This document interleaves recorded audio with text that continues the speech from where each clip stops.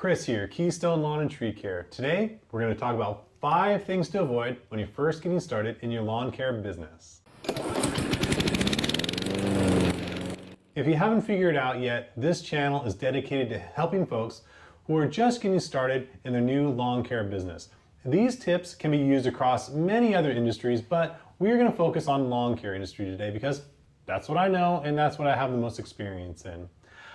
I'd like to share with you some of the pitfalls and things that I've gone through in the past so you folks out there in YouTube land don't make the same stupid mistakes I did.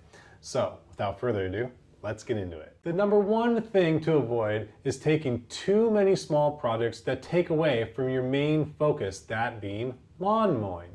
When you first get started in any new business, you need to pick a lane and stick to it. For example, if you decide to mow lawns, don't pull weeds. Don't fuss with sprinklers or irrigation systems. And don't shovel bark into gardens. Just don't do it. Those things, they can make you money, but you need to stick in your lane, at least for now. When you're first getting started, it's easy to do other things since you have a lot of gaps in your schedule. And your new customers, they might be asking for those types of things. And you're tempted to say yes because you're flat broke and you'll do anything for a couple extra bucks.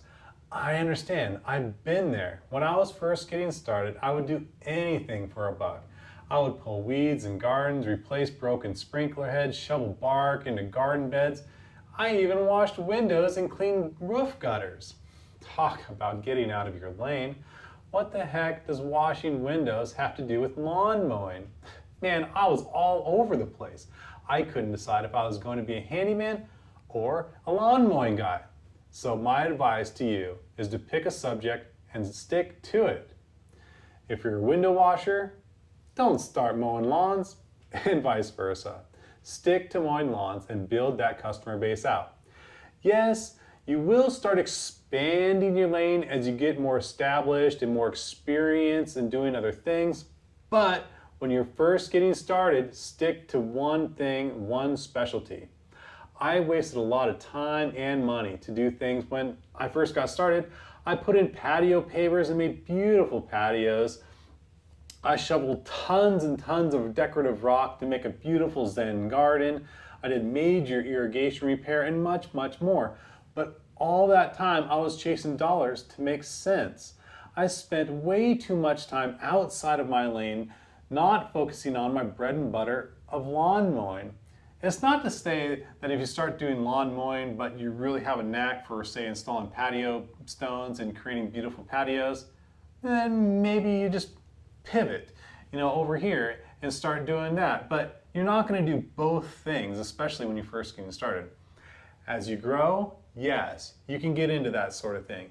You can do both. But even when you do, you're going to have your lawn mowing guys doing lawn mowing, and your landscaping guys doing landscaping stuff like patio stones and patios. You're not going to send out your lawn mowing guys to install a patio. You get the point. Stay in your lane. The second thing to avoid is buying crappy, cheap equipment. I know when you first get started, you can only afford the basic, cheaper equipment. I understand. You start with what you have or what you can afford. When I was a teenager, I pushed my mom's lawnmower and towed my little kid red wagon around the neighborhood full of supplies like a gallon of gas, a weed eater, and a broom. That's all I could afford at the time. I didn't even have a car. I would use the customer's garbage can for disposal, and that's it. Fast forward 30 years when I started again after my corporate career of boredom. I wasn't too far from that of being a teenager, but at least this time I had a car.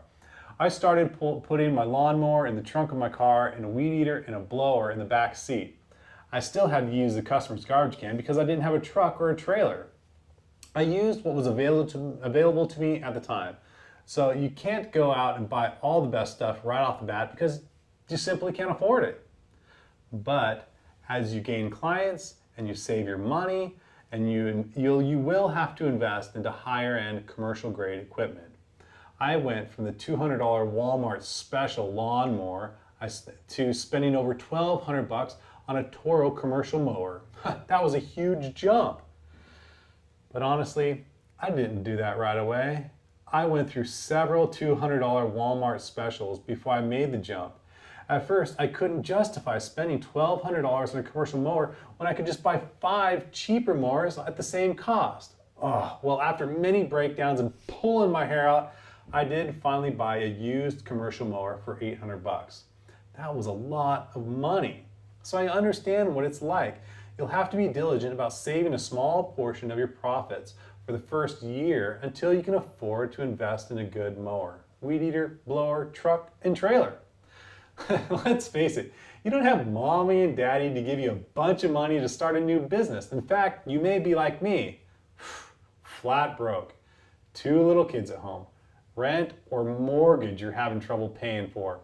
And you only start pushing a mower around the neighborhood to make ends meet. Oh man, that's okay. That's how I got started, and it's been a really long road. I'll make another video on what my setup looks like today, but for now, let's just keep to the basics. Mower, weed eater, and a blower. Or maybe a broom, and an old car or a pickup. But again, take my advice when you can, afford to start investing in better commercial grade equipment, and don't do the same stupid thing I did, which was waste money trying to cobble together a bunch of cheap junk. Oh man, I wasted so much time and energy trying to do what I thought was saving money at the time on cheaper equipment. Oh, it just didn't work. Short story, the local Goodwill thrift shop called me once and said that they had 10 mowers and they wanted to get rid of them. And they didn't have time to fix them up and sell them themselves. So they asked if I would come up and pick them up for free. I said, yes, I would love to. I ran down there and I picked them up, and man, I spent weeks trying to cobble together these crappy old lawnmowers.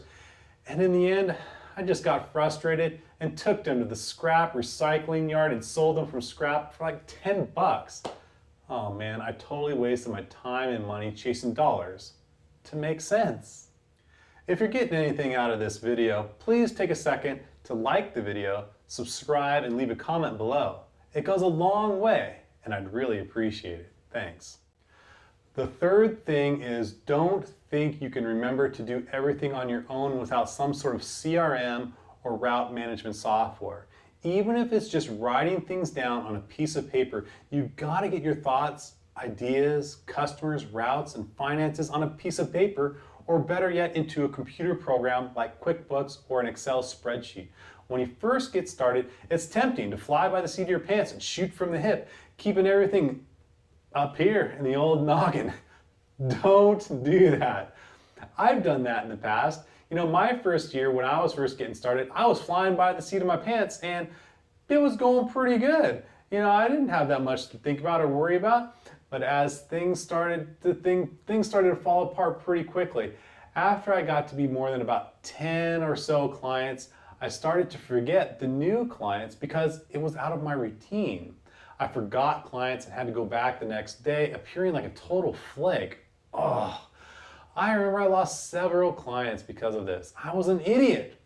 Don't be an idiot. Get yourself a CRM, a route management software, or something. And these things, yeah, they cost money, but you gotta get at least write them down on a piece of paper and creating a little playbook for yourself. You gotta do at least that. Also, related to having things written down, you need to have a tight billing system. Like after every mowing, leaving a bill on the customer's door or emailing something. You know, PayPal is free and easy to set up. Yes, PayPal does charge a fee for every transaction, but I'm happy to pay the fee so long as the customers pay up. Having a good billing system will allow you to follow up on delinquent customers and get paid sooner. It will help you forecast to know what money is coming in and what still money is outstanding. Most importantly, it will help you identify the dead weight in your mowing list. If you have 1 or 2 folks that are late or delinquent in paying you, cut them off right away. Don't let them give you the runaround. I know, we all have our favorite customers. You know, little Miss Jones down the street is a sweet little old lady, and you like her personally, but she doesn't pay. You're not running a charity. You are running a business. I know it sounds harsh, but you are not at the point in your business, especially when you're first getting started, and you have to worry about paying your own rent, putting food on the table for your own family, to give away free services. Yes, as you get bigger, you can absorb the nice little old lady and give her a cheaper rate or do it for free, but not when you're first getting started. You just can't afford it. I know, it's heartless to say, but you won't feel heartless when later on you can offer the free services to veterans or widows, later on down the road. Fourth thing to avoid is surrounding yourself with bad influences. Surrounding yourself with good people. Don't have your buddy from high school you used to go out drinking with and being an idiot with help you out in your new lawn mowing business. You might mean well having a friend help you out and maybe you want to throw them a bone, but you just can't do that. It's business. And as your close business partners, yes, they do become friends. You might have to fire these friends in the future. It sounds harsh to say, but it's true. Having your best friend from high school help you out, it might sound like a good idea, but when he starts showing up late or wanting to go home early or other things come up, it's going to be a really uncomfortable conversation telling your best friend he's fired because he was late. When it comes to hiring employees, you got to keep things professional. As you grow, you can't do everything by yourself. You're going to need help. Over the years, I've been blessed with having some great employees, best employees a company could ask for. Trustworthy, hard-working dudes that really kick butt. Also, I've had some that have been really crummy. They lie, cheat, and steal from me. This is something that it will take time to develop over the years. But as you network with other people in similar industries, you want to nurture these relationships. For example, lawn mowing is closely related to sprinkler and irrigation work. We already talked about staying in your lane and you shouldn't do sprinkler work right away. But you should have a close relationship with your local sprinkler guy. You can offer him business and he can also help you out when you make a few mistakes by running over running your lawnmower over a sprinkler head or two. You know what I'm talking about. We've all done it. Having a relationship with your fertilizer guy is also important. Having a good fertilizer guy, around to help grow your knowledge is important. When I first got started, I referred all my fertilizer business to True Green because they had a kickback on referrals for me. It was a win-win. As I got bigger, I widened my lane, I got licensed, and now I do the fertilizing on my own. But when you first get started, developing a relationship with True Green, it may be an option. Maybe you don't trim your own bushes and you want to have them subcontracted out to another company. I still do this today. If I get a large trim job, I'll call my hedge trimming friend and ask him to do the job for me. I take a little bit off the top for myself and I give him the rest of the profits. It's a win-win situation.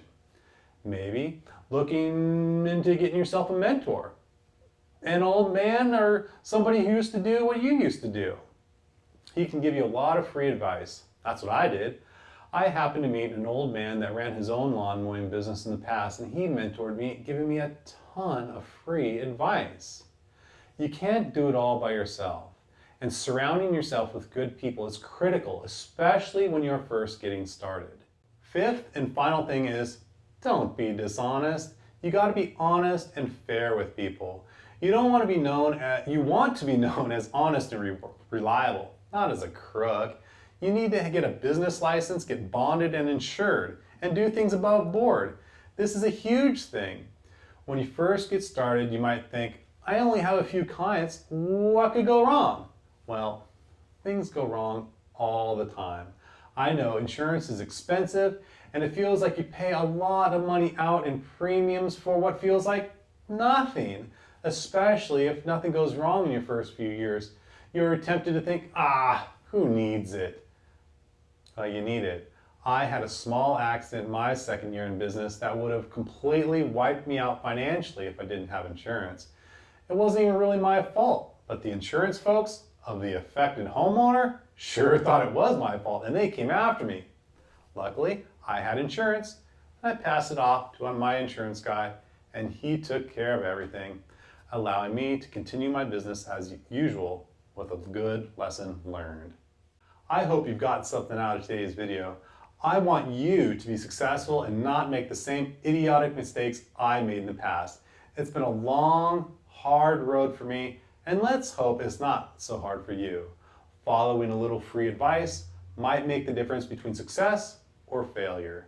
Again, if you got anything out of this video, please hit the old thumbs up, comment, and subscribe. Thanks for watching, and we'll see you next time.